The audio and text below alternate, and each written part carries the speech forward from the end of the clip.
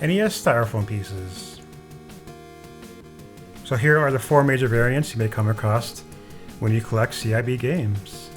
So the first one is what I consider to be like the official kind. I know that sounds silly for a piece of styrofoam, but all of these came with games that were manufactured in Japan, so pretty much most of the NES's library, you know. And next we have what I consider the unlicensed kind. These look a little bit different. They look a little more generic, more cheaper made. So, and if you compare them with the original, you can definitely tell that there's a difference there. Just the way they look and the way they feel. So, but yeah, these came with your unlicensed games, and even games that were licensed by Nintendo of America, but were manufactured in the USA. Like, I know certain Acclaim games and LGN games later on in the system's life were pretty noteworthy for doing that. So,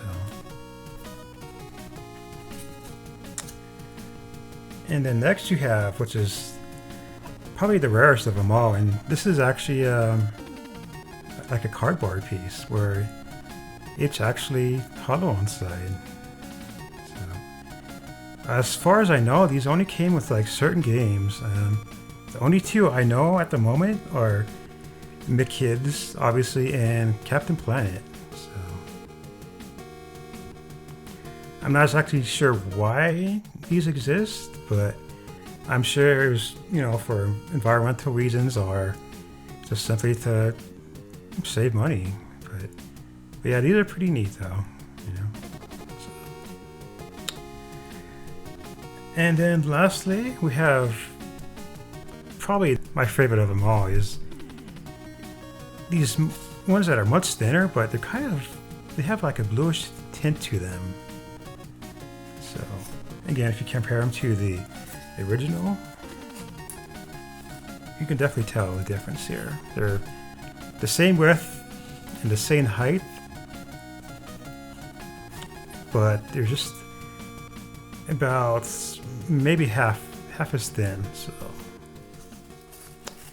and the reason for that is because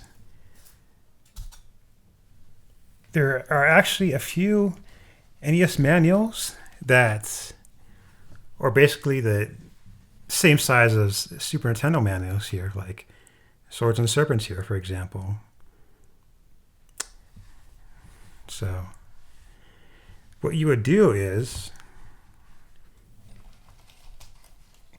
you would put your inserts behind this baggie like as usual,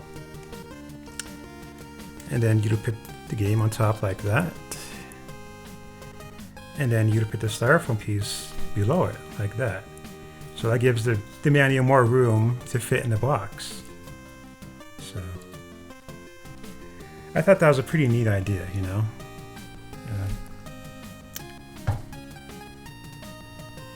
And then what I like to do is usually just grab the whole thing like this. It's a bit tricky, but do that, and then you can basically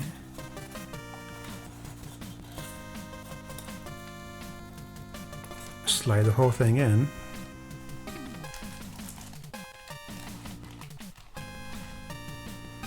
Just like that.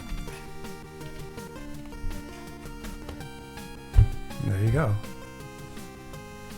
Now, this next bit of information is going beyond OCD, but there's actually what I consider a correct way to put these styrofoam pieces in the box. So it could be very hard to see sometimes, but if you look closely, you'll see on the edges here there's like these 2 markings or indentations.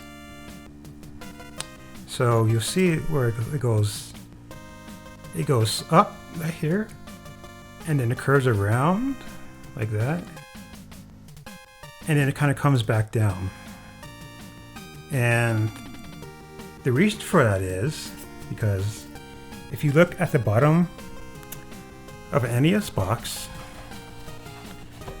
it's held together by these tabs on the bottom here.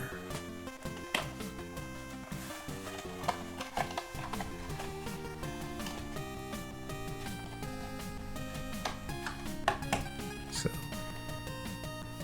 these are like the locking tabs. Let's go on the bottom, which, you know, keep the game from sliding out on the bottom there. So when you insert the styrofoam piece like that, over time, these tabs are going to leave a little bit of marking like that. So if you line it up, it lines up perfectly, just like that. So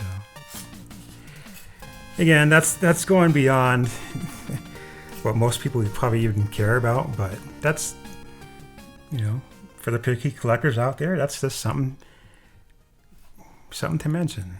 So there is one more piece that I don't have, unfortunately, and it's basically half the size of the official ones.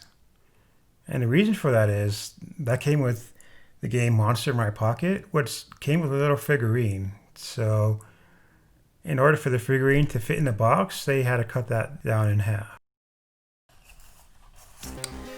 But yeah, anyways, other than that, there you have it.